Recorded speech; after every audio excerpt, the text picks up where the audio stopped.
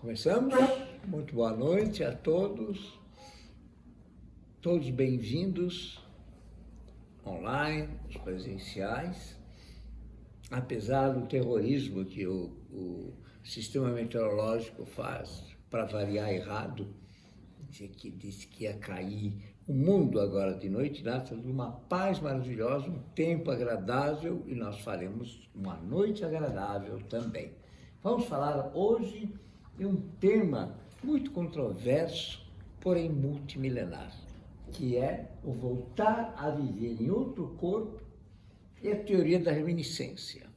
Sem se esquecer de que esse tema foi repaginado, para usar uma palavra suave, por Allan Kardec e a turma dos que rebatizaram tudo isso em reencarnação. Esse é um termo que eu nem gosto dele, porque não tem nada a ver com as suas origens. É preciso que se diga que, desde a mais remota antiguidade, isso inclui milhares de anos antes de Cristo, seja a tradição egípcia, hindu, chinesa, da Mesopotâmia, assírios, babilônios, demais, os gregos arcaicos, todos falavam em voltar a viver após a morte. Cristianismo incluso, até o quinto século depois de Cristo, que por razões políticas de uma senhora, esposa do imperador Justiniano, Teodora, pediu para modificar na Bíblia isso. Sim, estava na Bíblia. Por quê? Porque ela era uma prostituta assumida, que o imperador Justiniano se apaixonou por ela, e para não criar embaraços junto à sua origem, porque a tradição de voltar a viver fala de um passado cósmico de outras vidas, e ela obviamente tinha um passado nada elogioso, criava complicações. Então, fizeram um concílio ecumênico dos bispos, com toda a delicadeza das espadas no pescoço, e mandaram modificar o texto, eliminando o voltar a viver da tradição cristã, que era chamado de regeneração dos corpos ou metempsicose.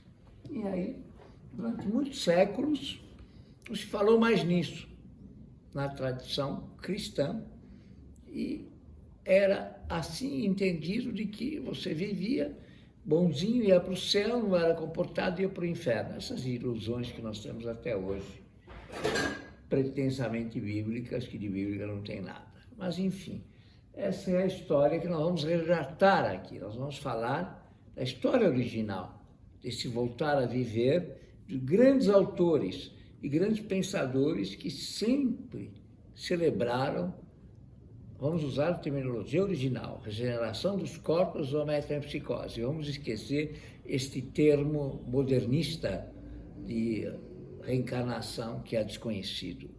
E nem vale a pena utilizá-lo porque ele é muito recente e não tem nada a ver com nossas origens. Muito bem, então aqui está o nosso tema, voltar a viver em outro corpo, que é a teoria da reminiscência. Importantíssima teoria, celebrada em Platão, através de Sócrates com Platão, que é do voltar a viver. Então vamos lá. Aqui encontramos um texto original, na bíblico, do pó vieste e ao pó retornarás. Só que quando nós fazemos uma tradução exata da palavra pó, nós vemos que ela se refere a pó cósmico, não pó da terra, como foi assim depois, digamos assim, transformado em matéria. Na verdade, o texto original fala dos astros viestes e para os astros retornarás. Esta é, inclusive, a origem da astrologia, que significa a energia dos astros, energia divina, que dá a nós aquilo que nós conhecemos na astrologia, desde a arcaica até hoje, como formas, personalidades, energia e maneira de ser. Ou seja, temos aqui dois embates.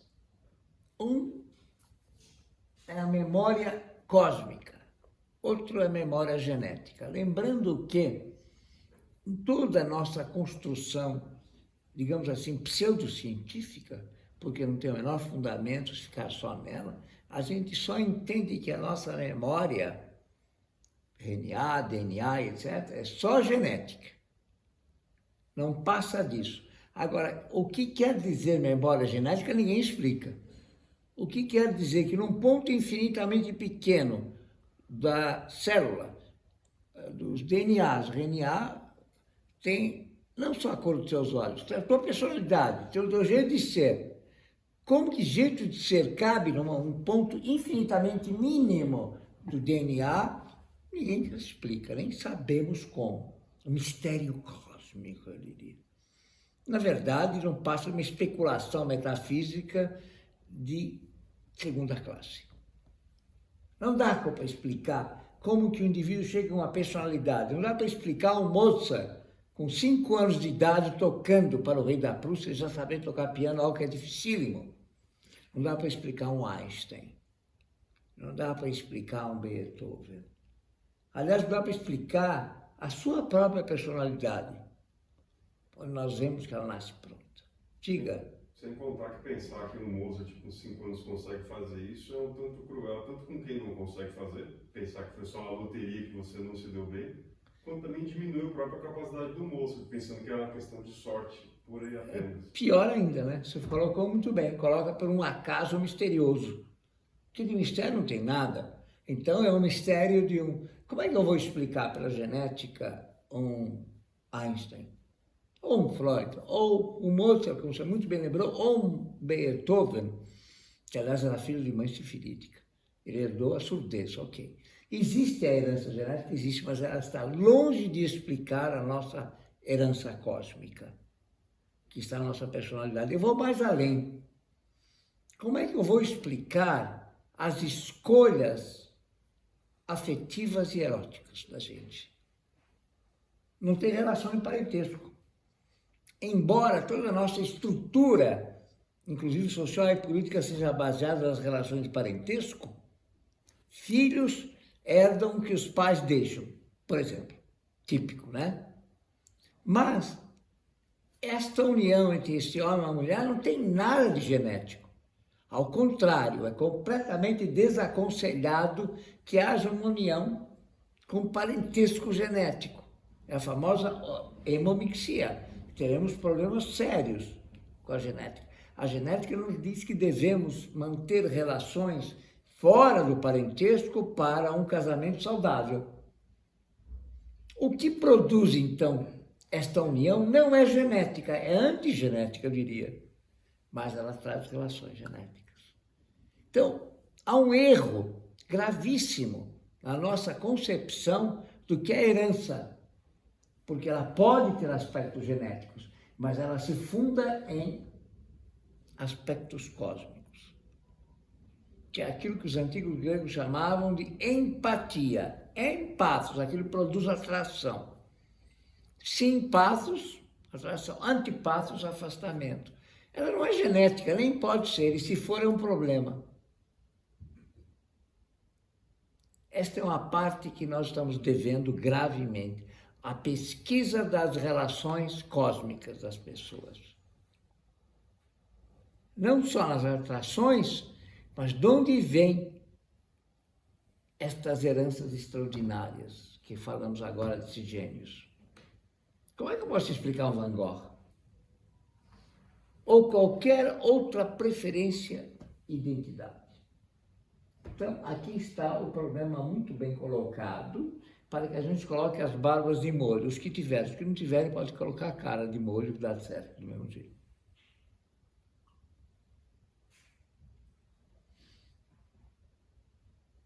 A idade cósmica das psiques era outro tema fundamental no pensamento antigo. O que quer dizer a idade cósmica das psiques?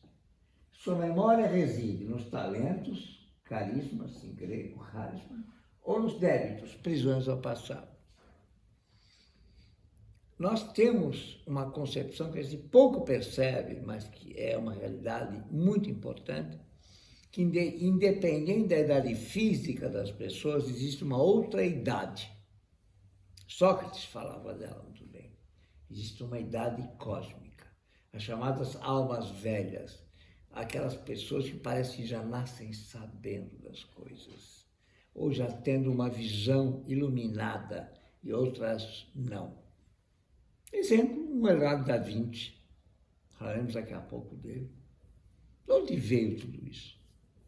Ou Mozart, de onde veio toda essa capacidade de talentos pronta dele?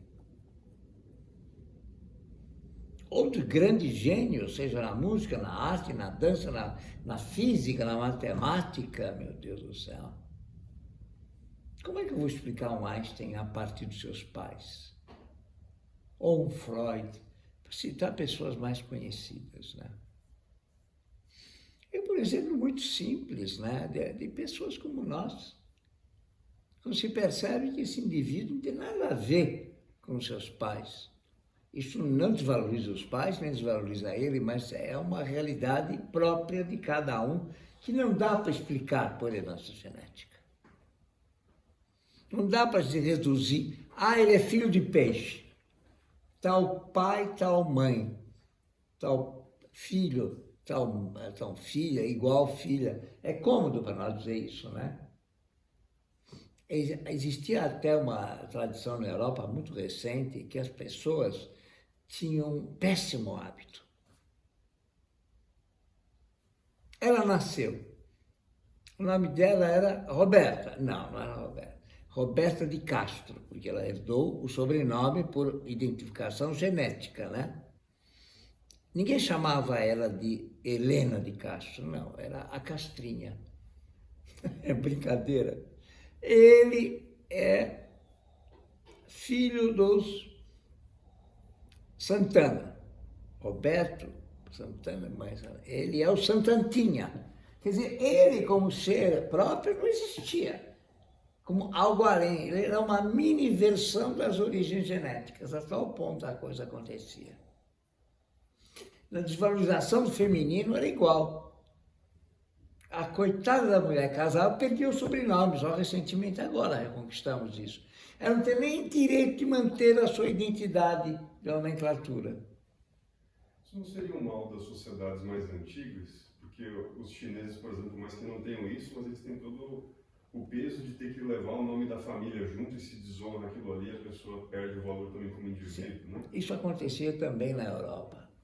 O problema está em só resumir o indivíduo na herança genética familiar e não permitir que ele possa sobrepujá-la, entende? Sim. Essa é a questão. Então, todos os grandes nomes da história que nós vemos tiveram grandes problemas nesse sentido. Há uma negação da identidade, essa é a questão fundamental. Há uma negação do direito de ser, que você é cópia, digamos assim, malversada do pai e da mãe, ou você não existe como tal. No próprio Édipo, na história de Édipo, está lá muito bem colocado isso, essa reflexão. É o que eu estava pensando exatamente agora, que é um dos livros de uma psicanalista, não será Budinesco, ela falava disso, do complexo de Édipo, a formação do indivíduo, ou seja, como é que eu faço para me desligar da minha família, ou ser uma extensão da história da minha família. Né? Quer dizer, é essa limitação freudiana. Sim. Eu estou preso nela e aí de você tentar se libertar, vai sofrer, vai ser rejeitado. Não é que é uma limitação, é um retrato de fato do que acontece. Nossa visão psicanalista pobre, muito pobre. Há uma cultura de dependência, onde o indivíduo não pode existir por conta própria. Ele tem que ser um retrato dos desejos e anseios familiares, do ponto de vista genético. Ou seja, é um massacre da Serra Elétrica. Isso é simples assim.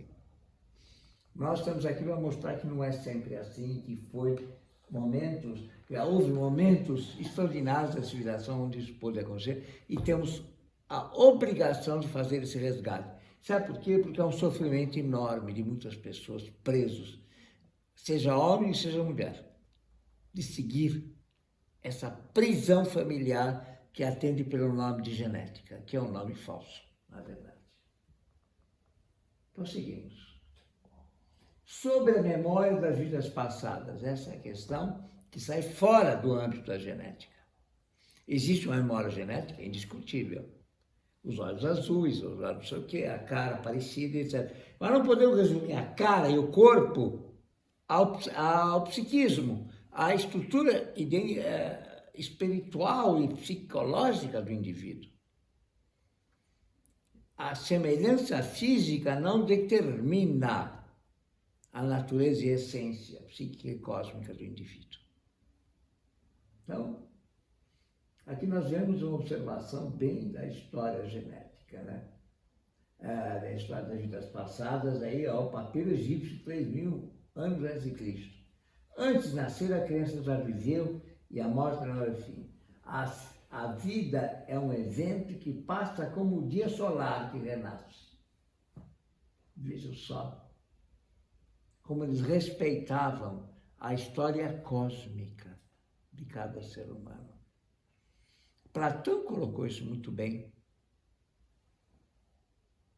onde ele, no Fedro, ele diz, nós temos duas origens cósmicas e outra genética. Nós temos a origem genética que nos dá características, nos dá muitas e muitas formas de consolidação como ser, mas nós não podemos esquecer de que, além disso, cada ser que vem aqui tem um destino próprio. Os pais que tivemos, que merecem todo o respeito, e assim deve ser, nos deram vida e nos proporcionam o nosso crescimento. Mas nosso destino não é dos nossos pais. E nem pode pertencer a eles. Cabe a cada indivíduo redescobrir, e a palavra não é descobrir, é redescobrir, através da sua memória cósmica, a sua essência, seu passado cósmico e seu destino a cumprir. E sua missão aqui. Não somos meras cópias multiplicadas de nossos pais. Acho que essa questão coloca-se muito claramente. E veremos pensadores de grande porte da modernidade que refletiram sobre isso. E aqui vem a teoria da reminiscência, que é a questão da recordação das vidas passadas. Outro forte indício de que os homens sabem a maioria das coisas antes do nascimento é que, quando crianças, aprendem fatos com enorme rapidez. O que demonstra que não estão aprendendo pela primeira vez, e sim relembrando. Ora, Platão completa no Fédon, a psique que não tiver o cuidado de banhar-se nas águas do rio Eté, de esquecimento, voltará para essa nova vida plena de rancores e erros da vida passada. Está no Fédon. Vamos refletir um pouco sobre isso. Trazer a memória, inclusive, era a base da paideia antiga. Os mestres educavam o jovem, ou ela, a partir do que elas apresentavam de maior facilidade. Com isto, compreendiam que lá estava a força geradora de seus talentos, da busca de sua vida. Nada a ver com a educação de hoje, que despreza completamente isto. É fábrica de robôs a educação de hoje. Ora, o que significa banhar-se nas águas do rio de Leté, rio de esquecimento? Antigamente, esse é o batismo. Na antiguidade tínhamos dois batismos, que é muito pré-cristão, isso é muito pré-judaico. Banhar-se para limpar no rio do esquecimento a vida passada, essa é a origem do batismo. Para receber um novo nome, uma nova missão, para um novo destino.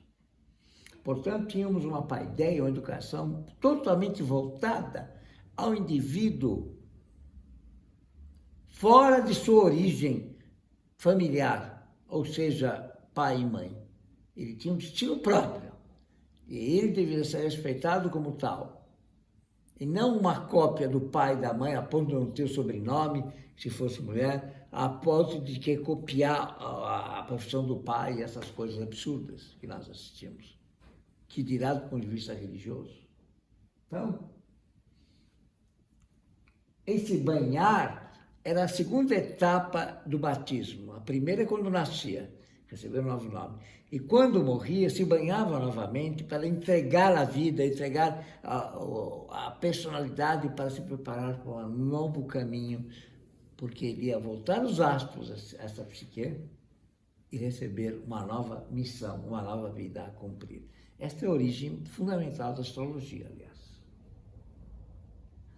Um dia eu vou fazer um encontro só voltado sobre a questão da astrologia arcaica.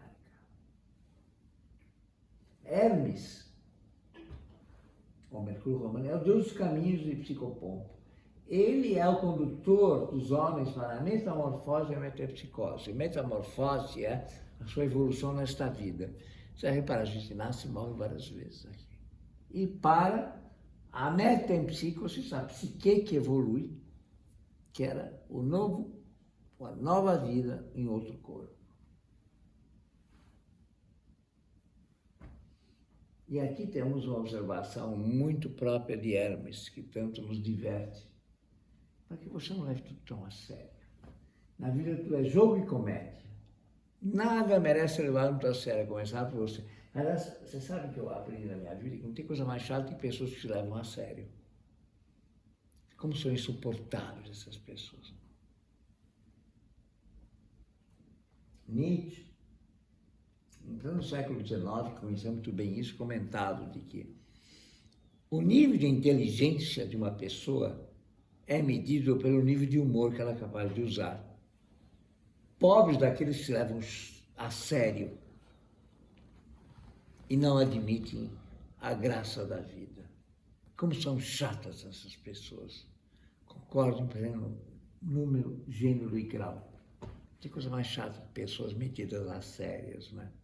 Coitados, já morreram e não foram avisados. Eu sou Hermes, o psicopompo, a palavra helênica é muito boa para psicopompo. Condutor da psique, pompa e circunstância ficou, em nosso vernáculo ficou a ideia de pompa, sabe, de coisas grandiosas, oficiais, e não. Na verdade, significa função. É o Deus dos caminhos, eu tenho solução para tudo, sou aquele que traz de volta a vida em novo corpo, sou o Deus que comanda a metempsicose. É muito interessante isso, né? Como deveríamos nos preparar para a morte como uma passagem para a nova vida, e não como o fim de tudo. Tem tanta gente chata, vai envelhecendo, fica insuportável, né? Fica apavorado, vai morrer, e não se prepara para a graça da nova vida, para a evolução cósmica. Da mesma forma, olha só isso do Bhagavad Gita, no 3000 a.C. É a Bíblia mesopotâmica, dos babilônios, dos assírios. Da mesma forma que nos fazemos de uma roupa usada para pegar uma nova, assim a psique se descarta de um corpo usado para se revestir de novos corpos, é o renascer. A natureza nos mostra isso, como ela fenece e ela volta a viver.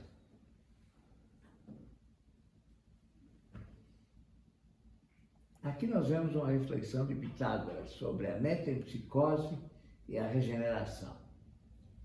A psique não morre facilmente, mas recomeça uma nova vida em outro corpo. Ela não mais faz do que mudar de domicílio, tomando uma outra forma. Acho ótima essa ideia. Aliás, eu, no último DDD que eu fiz, você sabe o que é o meu DDD? Não sabem? É descarga direto para Deus. Fala, você vai conversar um pouquinho com ele e diz, olha, por favor, tá? Eu quero variação sobre o tema. Não me manda, espero que você me mande um novo planeta. O mesmo planeta é muito chato, né? Tem a dó, né? Outra galáxia de preferência, sim, é muito mais fascinante. Mesmo planeta, não, dá. Eu não quero mesmo pai, não quero mesmo país, não quero nada, quero também, de preferência, outro planeta e, se possível, outra galáxia. Não é?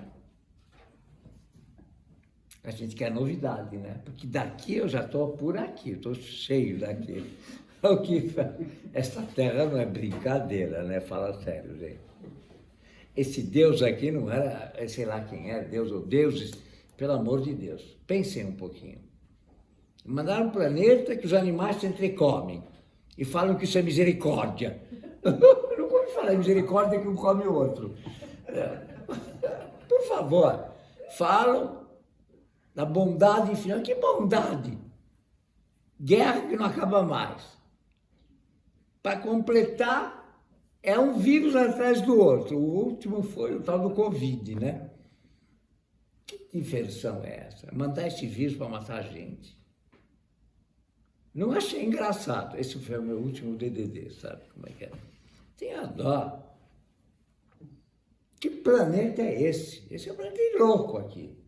Bando de malucos. Se come, aí vem o vegetariano diz, a gente não come animais, e daí mata a planta do mesmo jeito.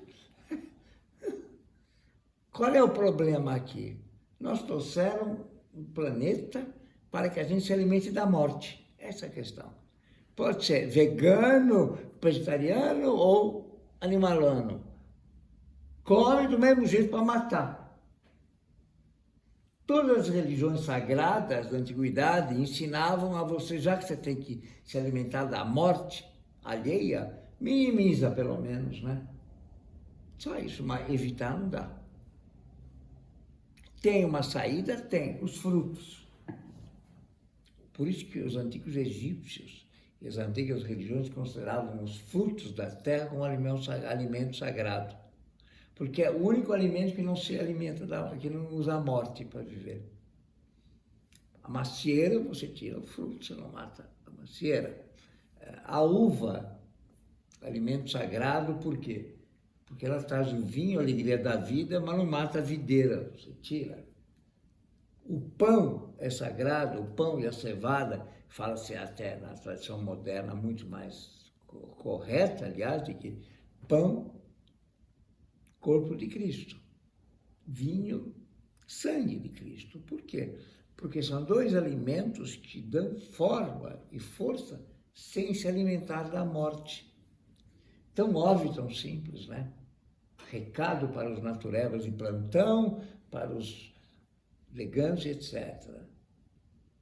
Se você quer realmente saborear a vida e celebrar a vida, não se alimente da morte. Não tem diferença você matar uma planta ou matar um ser vivo.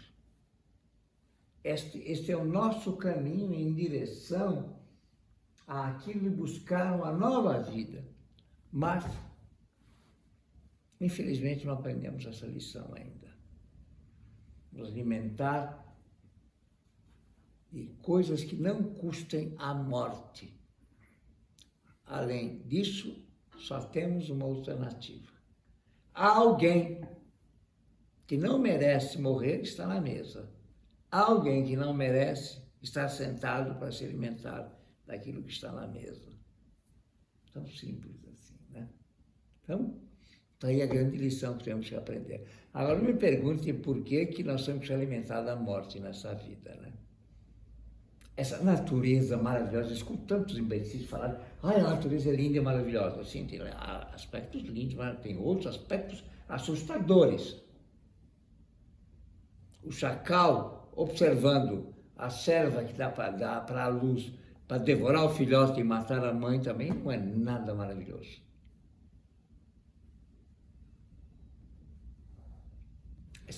Esses predadores, essa vida de predadores, de matar para viver, realmente eu não acho engraçado. Chamar isso de Deus misericordioso, para mim, olha, tem que estar pirado da cabeça para falar um negócio desses. Não tem misericórdia nenhuma aqui. A natureza é implacável. E bem implacável. E quem a criou, pouco me importa se falam em evolucionista ou criacionista, o fato é que está assim. Então, vemos aqui que a psique não morre facilmente, mas recomeça uma nova vida em outro corpo. Ela é mais fácil que mudar de domicílio, tomando outra forma. Embora vivendo em vários corpos, a psique é a mesma numa nova vida, tendo o desafio de partir daqui mais evoluído do que chegou numa nova forma. Que evolução é essa que Pitágoras nos coloca? Qual é a grande chave da evolução? Meio ponto na nota, quem achar. O que é evoluir daqui? Partir daqui mais evoluído que chegou. Alguém pode me explicar? Bom, isso parte da premissa que você tem um objetivo como ser humano, que você vai evoluir em direção a esse Ótimo. Qual objetivo. seria esse objetivo?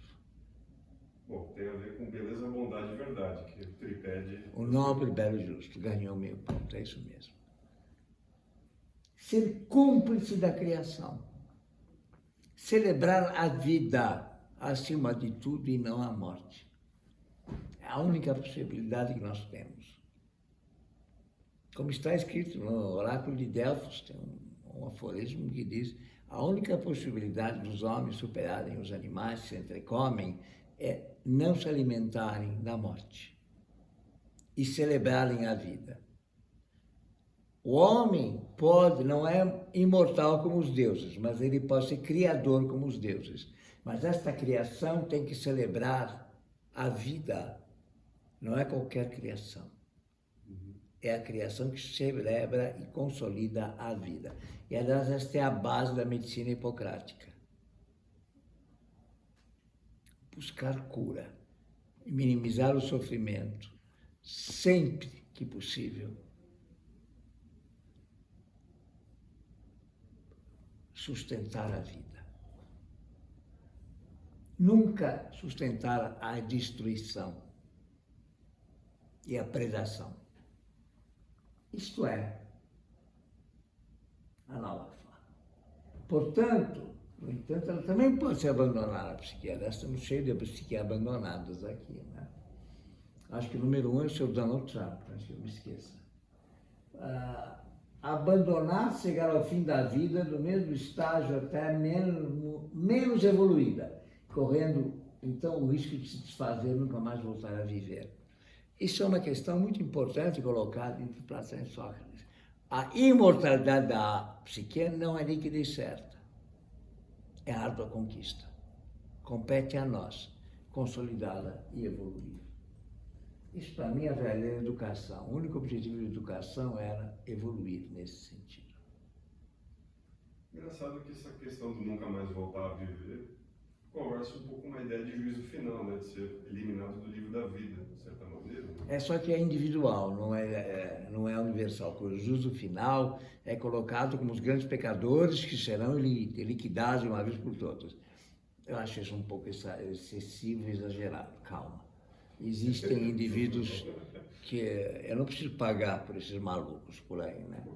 Embora a grande maioria, quer dizer, você pegar, seja um Lula, um Bolsonaro ou um Trump, para falar dos que estão na moda, eles que morram sozinhos, eu não vou junto, não. Mas quando a gente age de um modo errado, a gente não se enreda em fios do destino com essas outras pessoas, dos erros, que fazem com que decisões erradas amarrem as pessoas, de certa maneira? Sim, é o miasma, né? Claro que sim. Conforme mais pessoas vão se enredando e se amarrando e reencarnando juntas às outras, elas não formam uma grande massa que acaba se puxando para baixo? Mas cabe a você sair dessa. Com certeza. Estamos aqui para isso. Está coberto de razões em falar isso. Para se enredar é moleza, eu quero ver desenredar como é que faz. Você comentava algo parecido quando falava de Egito, muitos anos atrás, 96, falando se perder no caos primordial, alguma coisa assim. Voltar a se perder no caos primordial da criação. É. O que é importante que se tenha claro é que a criação tem que celebrar a vida, não é qualquer criação. Uma criação que não celebre a vida não é criação. E nisto o homem civilizado de verdade, o antropos, tem que se afastar da natureza e não se grudar nela. Tem que celebrar a natureza naquilo que ela pode oferecer de vida, não naquilo que ela oferece de destruição. Que ela é implacável nessa destruição. E volto a repetir, me falar em Deus misericordioso com animais se entrecomem, esse massacre, para mim, é brincar. O Esculápio, ele foi castigado, não foi? Asclépio, né? Sim, porque ele quis tirar a mortalidade, ele quis trazer a imortalidade, e ele respondeu assim, Zeus Asclépio. A etimologia de Asclépio, que é o deus de Epidauro, ascre pios criação, o que cria saúde e vida. Essa é a etimologia dele. E Zeus lhe diz, não é assim que você trará a vida como eterna, tem que ser por merecimento. Não darei esse direito aos homens que não o mereçam. Acho que aí está a chave. Se queres reconquistar esse paraíso perdido, farás por merecê-lo. Individualmente, cada um. Cada um, exatamente. Porque prometeu, Pai dos homens, que dá de graça a todos. Deu a inteligência, mas não limite o seu uso. Deu o desvario. E aqui está a chave. Não tem fórmula fácil para reconquistar essa imortalidade. É pelo caminho da criação. E não da inteligência artificial ou da burrice artificial que está na moda agora. Ele teve um castigo, alguma coisa assim? Não, Claro que teve, não ficou 30 séculos preso. não o Asclepio. Ele foi morto. Óbvio. É isso. E depois, por concessão de Deus, voltou à vida desde que não tentasse a imortalidade fácil de todos. Vejam, a lição é muito clara. A medicina, que ele é o pai da medicina como Deus, depois vem Hipócrates, ela busca celebrar a vida, minimizar o sofrimento. Não é assim? Todos nós buscamos isso. Esta é a função da medicina. Ajudar as pessoas a encontrar a saúde, o sofrimento, evitar, recuperar, prolongar a vida de modo melhor possível. Esse é o nosso objetivo na medicina. Na Unifesp eu tenho alunos que são todos darwinistas. Vejam só a teoria de Darwin como é idiota nisso. Seleção natural, que sobrevive o mais forte. É um atestado claro de que não há misericórdia aqui, pelo contrário. Aqui não tem Deus misericordioso. Aqui tem o mais danado e o mais malandro, bom português, vai sobreviver. E dane-se o resto. Morram os outros. Eu vou ficar vivo. Absolutamente implacável. Aí eu perguntei para meus alunos lá, tudo darwinista lá, sabe, o pessoal da medicina. Aí eu perguntei, nosso departamento é neuropatologia neuromuscular, onde nós cuidamos de doenças autoimunes, nós cuidamos de esclerose múltipla, esclerose lateral amiotrófica, Alzheimer, o lúpus, todas essas doenças graves. Eu perguntei, o que vocês estão fazendo aqui? Por que vocês não pegam todo esse mundo, essa gente e jogam no lixo? Se vocês são a favor da seleção natural, vocês estão no lugar errado. Aqui não é lugar de seleção natural. Aqui é lugar de lutar pela vida. Aqui é lugar de tentar tirar o sofrimento de alguém com essa doença e dar-lhe a melhor condição. Se não for possível a cura, que ela sofra o mínimo, pelo menos. Então, desculpa. Pelo amor de Deus, pegue seus diplomas, joga no lixo e sai daqui. Que diabo de diploma é esse que vocês têm? É simples assim a pergunta. Olha o absurdo da colocação. Não faz muito tempo, isso vai ter 2 anos, um seminário grande que eu fiz, para os formandos. R5 e R6, né? O cara estava 5, 6 anos formando, fazendo o nosso departamento, mestrado, doutorado em doenças autoimunes. E os caras celebrando a seleção natural. Vou embora! Estão aqui fazendo a gente perder tempo. O lugar de vocês é aqui preservar a vida dos mais fracos, dos mais oprimidos, dos mais incapacitados. Esse é o nosso trabalho aqui. Se vocês querem só a seleção natural, por favor, saiam e rasguem seus diplomas. Aliás, eu tenho mais uma sugestão para vocês. Vão abrir açougue. É perfeito. Lugar perfeito para vocês. O canil, né, também. Ou canil, sei lá o que quiserem. Nem canil, eu diria que, afinal de contas, canil a gente cuida dos animais, coitadinhos, né? Não. Vocês estão percebendo esses contrassensos, essas grosserias? evolução do ser humano é isto. Não permitir que a nossa missão saia fora do nobre, belo e justo. Esse é o nosso caminho, o único possível.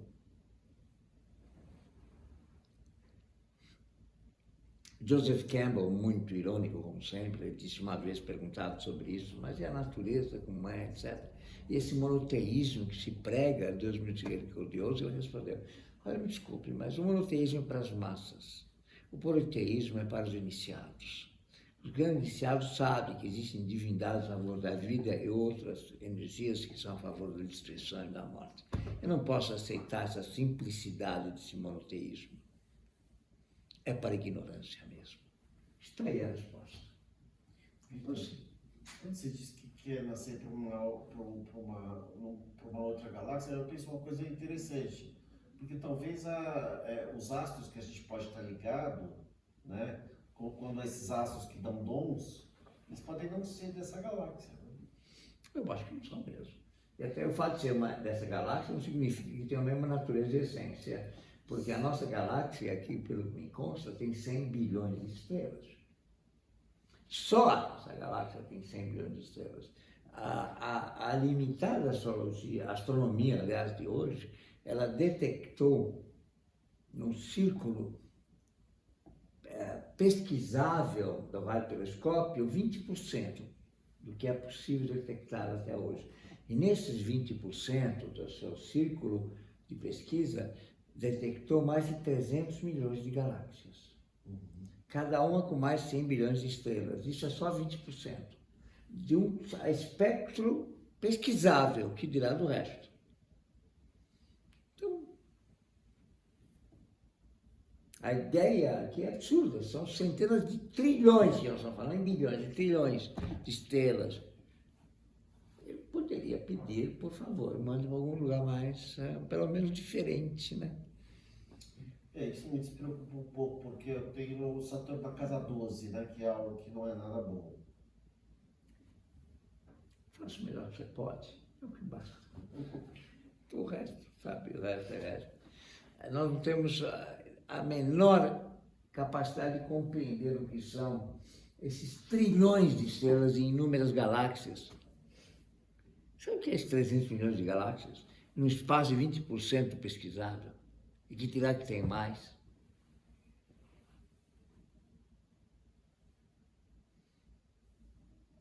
Aqui foi? Já foi. Honra-te, Osíris, o governador dos que se encontram no paraíso. Tu que faz renascer os mortais, que renasce a juventude. Livro Giro dos Mortos, 2000 a.C. É muito interessante, tem tradução em português para vocês lerem. E aqui vemos uma das observações que sobreviveu à tradição do espiritualismo cristão, até recente, né? Como Jesus diz, em verdade, vos digo que se alguém não nascer de novo, não poderá conhecer o reino de Deus. Uma observação que ficou no mistério e que tem que ser repensada sempre. Para vocês verem a amplitude do que é do voltar a viver. E aqui isso que vocês falaram sobre Leonardo da Vinci, olha só que observação que ele fez quando lhe perguntaram como é possível, no fim da vida deles, foi entrevistado por um bispo, que tanto a igreja o perseguiu, né, como você sabe. Como você conseguiu essa iluminação? Ele morreu um ano depois. Ele respondeu, poucos nascem iluminados pelas vidas passadas. Outros poucos podem recordá-las e se iluminar com a ajuda de um mestre. Mas eu lamento isso, olha a pancada que ele deu para o bispo. Era um arcebispo, aliás, de Roma. A imensa maioria jamais alcançará a luz e permanecerá esquecida de si mesma. Isso foi a resposta que ele disse. Será que a igreja, nós, não podemos iluminar nossos fiéis? Olha a resposta que ele deu.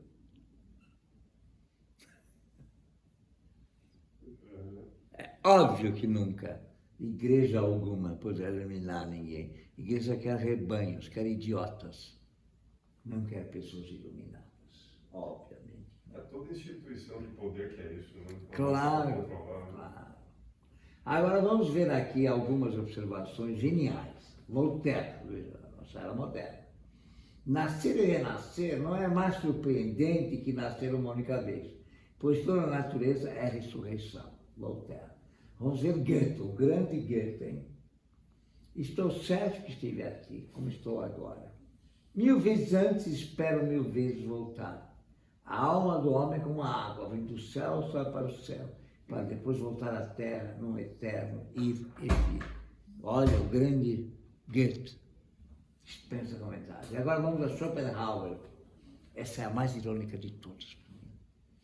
Se um asiático me perguntar por uma definição da Europa, que se pretende o berço da velha civilização do novo mundo, serei forçado a responder-lhes do seguinte modo: é aquela parte do mundo perseguida pela incrível ilusão de que o homem foi criado do nada e que sua existência atual é a sua primeira e única estada nesta vida. Schopenhauer, vejam, século XVIII, final do século XVIII. Que coisa genial! E quanta burrice não graça, né? Hoje. Vamos agora, então, à segunda parte do nosso encontro sobre o voltar a viver e a teoria da reminiscência das tradições antigas. Estamos agora abordando a questão da confusão entre psique, alma, ânima e pneuma. O termo de todos conhecido aqui é alma, né? E com uma profunda influência da tradição judaico-cristã. Então, precisamos voltar à etimologia para recuperar o seu sentido original e entender do que estamos falando.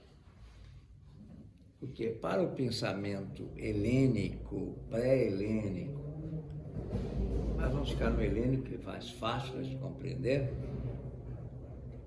e no latino, a palavra helênica original é psique em grego. Que não tem nada a ver com psicologia, nem com psiquismo da ciência moderna. E, perdão, para a tradução latina, encontramos a sua versão como anima. Aquilo que anima, que é o nosso vernáculo, animal, animosidade, desanimado, tudo isso vem dessa raiz.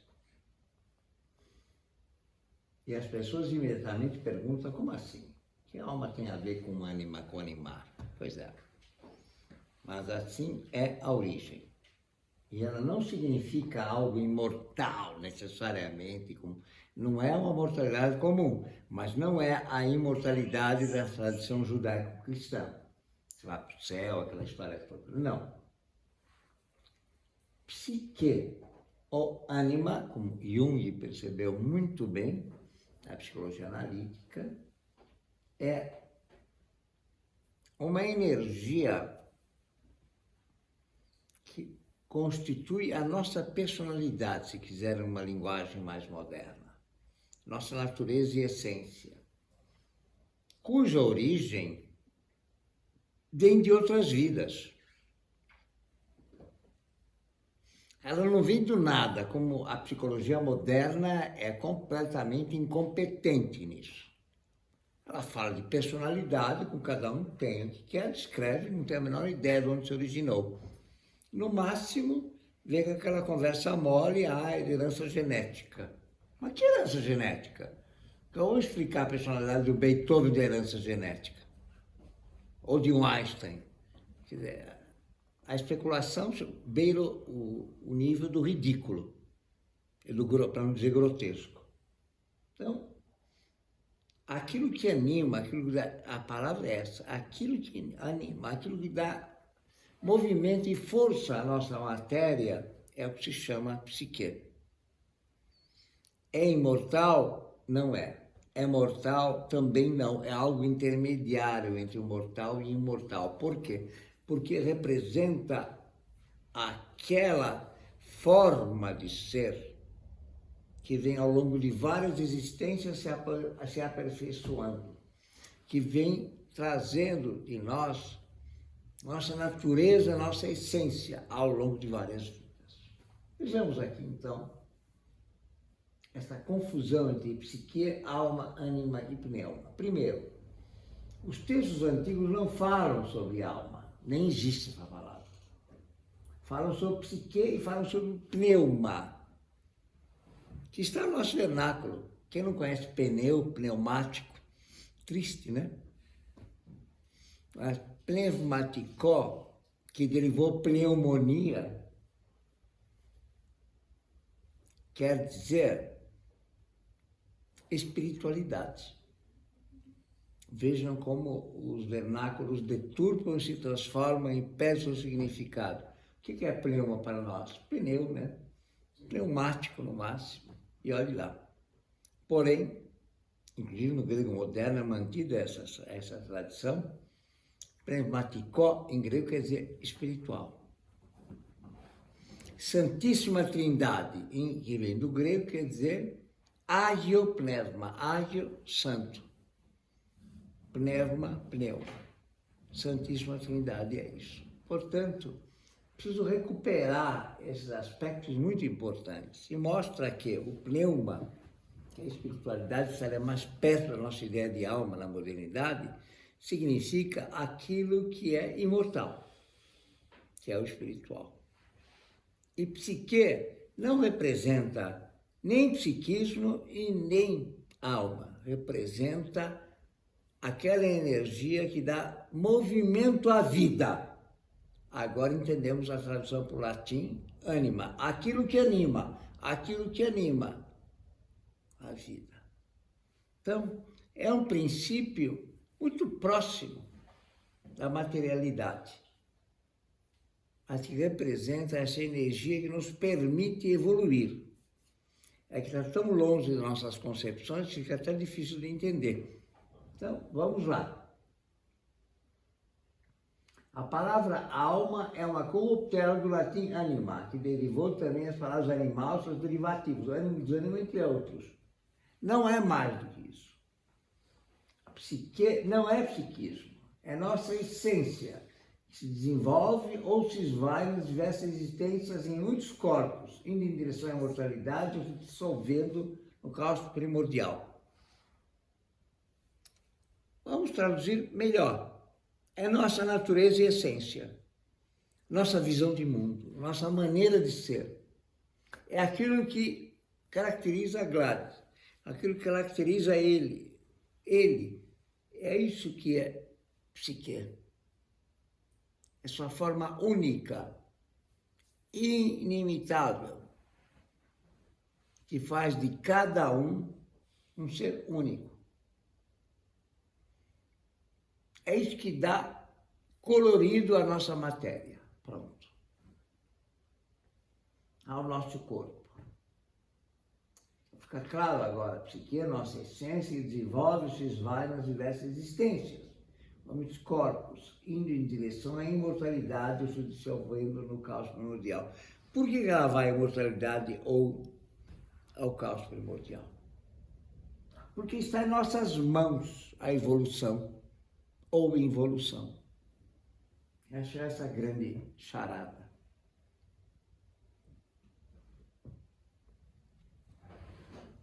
Nos dá a responsabilidade em evoluir ou involuir. Muito ao contrário das tradições, sejam da modernidade, dos espíritas, da encarnação e de outras visões religiosas, judaicas ou cristãs. A excelência, a elevação e a busca está em você mesmo. Esse é o grande desafio. A observação de Sócrates esclarece muito bem isso. Não é líquida e certa a imortalidade da nossa psique, mas árdua conquista, que depende da luta de cada um em busca do nobre, belo e justo. Esta é a visão de civilidade, verdadeira espiritualidade é isto. É isso que transforma a psique em pneuma, em espiritualidade, em energia imortal. Toda a psique deve partir daqui com o seu corpo completamente gasto, transformando em nobreza, beleza e justiça. Este é o caminho da psique em direção ao pneuma, este sim imortal. Está nas Tábuas Esmeraldas, século 23 a.C. Olhando essa questão desse trecho da Tábua das Esmeraldas, me fez pensar na questão quando Cristo fala da parte dos talentos, do servo que enterrou os talentos foi punido pelo seu Senhor, e aquele que colocou os talentos para bom uso, para poder render frutos, foi recompensado. Exatamente. Penso nisso, na questão do completamente gasto, no sentido, não fique se privando de fazer aquilo que você deveria fazer, de se doar e fazer as coisas. Para trocar de miúdos, há um aforismo antigo muito claro sobre isso. É traidor dos deuses aquele que desperdiça seus talentos. Que foi o problema da família do Édipo, né? Exatamente. Certo. Então, aqui nós encontramos uma tentativa de recuperar, não é questão de erudição, é questão de compreender as características próprias do que é da vida. E entender nossa responsabilidade perante a vida. Compreender mais do que tudo de que ainda nossa missão primordial é celebrar a vida. A única possibilidade que nós temos aqui.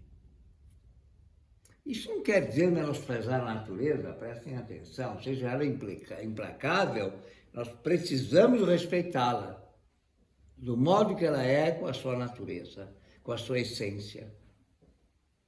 Quer a gente queira, quer não, é ela que traz a fertilidade. Eu tenho a impressão que Hesíodo reflete muito bem sobre a natureza, dizendo que ela é todo possível. Dos vermes aos planetas. Acho ótima essa definição. Tudo, dos vermes aos planetas. Que ótimo, não? Todo possível. Essa é a grande mãe Gaia. Ele define a natureza como a grande mãe Gaia. E é isso mesmo. A grande mãe Gaia nos traz Covid e nos traz as orquídeas. Nos traz a delicadeza do cervo, a barbárie do chacal, se vocês quiserem, ou do crocodilo. Tudo é possível dentro dela. Agora, que diversão foi essa em criar todo esse possível? Não me pergunte, eu não sou capaz de compreender. Mas ela está aí. Mas nós somos capazes de compreender e podemos dela, respeitando-a, diferenciar. E trazer tudo aquilo que nos permite celebrar a vida. E não sermos como os chacais, depredar a vida, custe que custar. Usei os chacais como exemplo, pode ser o leão, pode ser o tigre, pode ser qualquer animal predador, pode ser qualquer bactéria, pode ser qualquer vírus que depreda a vida e massacra. Ou você vai dizer que foi misericordioso o Covid-19 que matou centenas de milhares de pessoas. Não é engraçado isso. Nem é misericordioso. Homem dizer, ai da natureza. Que natureza? Alguém criou isso aí. Tem o nome que quiser. Aqui não fomos nós, não fomos. Aí está o desafio da nossa compreensão metafísica do que é a natureza e a essência da vida. E que temos que repensá-la. E temos que entender que nós somos parte da vida e da morte, sim. O grande Teócrito dizia, sabem qual é a diferença entre homens e deuses? Ele responde. A diferença entre homens e deuses. Sim. Os deuses imortais, porque não se alimentam da morte. E deuses são criação, criadores. Sem que a criação lhes custe a morte. Eles se alimentam do néctar e da ambrósia alimentos sagrados que não cultuam a morte e são criadores. E os homens? Os homens são diversos dos deuses porque se alimentam da morte. Eles não vivem sem se alimentar da morte. Repito, podem ser veganos, vegetarianos ou carnívoros, pouco importa, eles matam para viver. É mesmo porque, simbolicamente, alguém que, por exemplo, gosta de fazer fofoca, fofoca é um tipo de assassinato da reputação do próximo. Evidentemente, se alimenta da morte do mesmo modo. Mas falando de se alimentos da moda, né, agora, acha que você, só porque você é vegetariano, você é vegano, você não está matando. Está sim. Matando igualzinho. É o tema do bode expiatório. Alguém, sem merecer, foi posto a morto na mesa, para que alguém, sem merecer, se alimente deste morto na mesa. Aí vem que o Calil falou muito bem. Não é só na mesa que se põe a morte. No trânsito. Se põe no xingar. Quando eu xingo alguém, eu estou matando, tirando o direito de ser e dando a mim esse direito. Ao chamar alguém de filho de não sei quem, de bastardo, estou dizendo que não tem direito à vida. Eu tenho, ele não. Eu sou digno, ele não é digno de viver. É simples assim. O xingamento é um ato de assassinato. Que dirá do bullying, que dirá de outras barbáries aí que se cometem. Então, nós temos aí uma questão a refletir muito séria. A arte de preservar a vida não basta a mesa.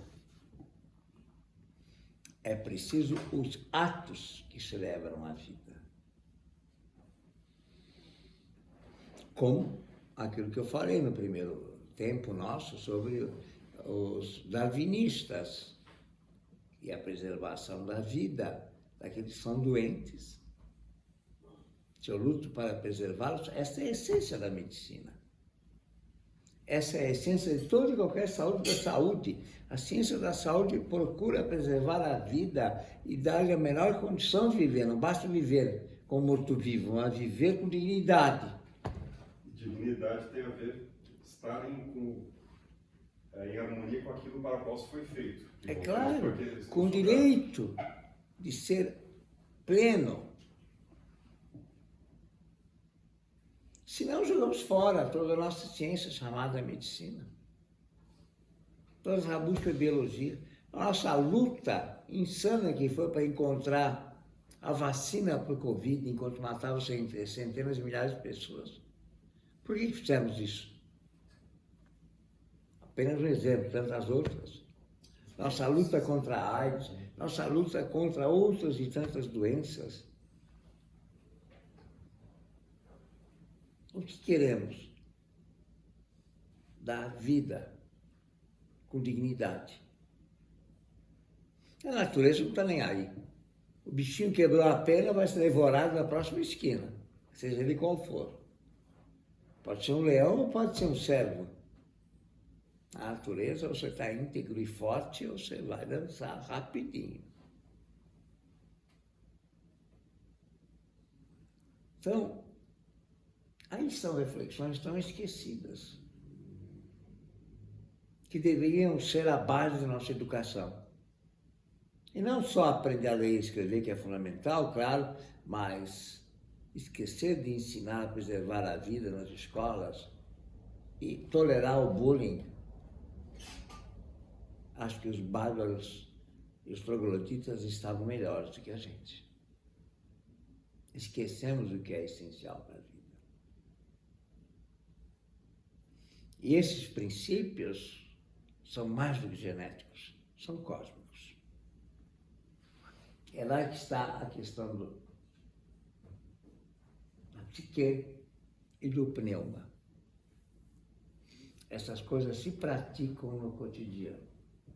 Sem isso, lamento, nada feito. Este é o caminho da psique em direção ao pneuma.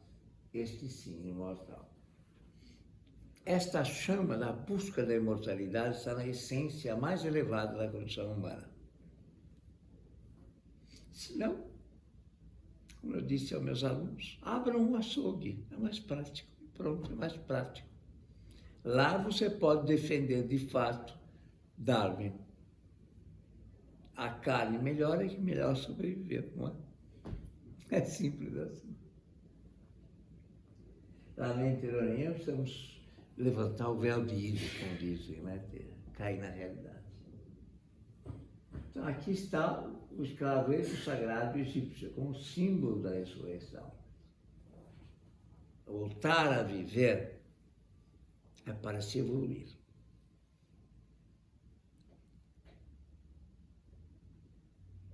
Nós perdemos essa ideia de evolução e de preservação da vida e da criação. Toda a sociedade moderna é viver, sobreviver, só para ganhar dinheiro e está tudo ótimo, está tudo bem. Nada contra, mas não é isso. O nosso objetivo é muito maior. E a gente acaba tratando o nosso corpo como um saco de batatas. Nosso psiquismo, então, nem se fala. Então, esta é a mensagem para hoje e em 15 dias tem mais. Vou falar sobre a função do exercício. No próximo encontro nosso. Psíquico, físico e espiritual. O que é a verdadeira busca deste exercício para a preservação da vida. Até a próxima, meus queridos. Até mais. Obrigado.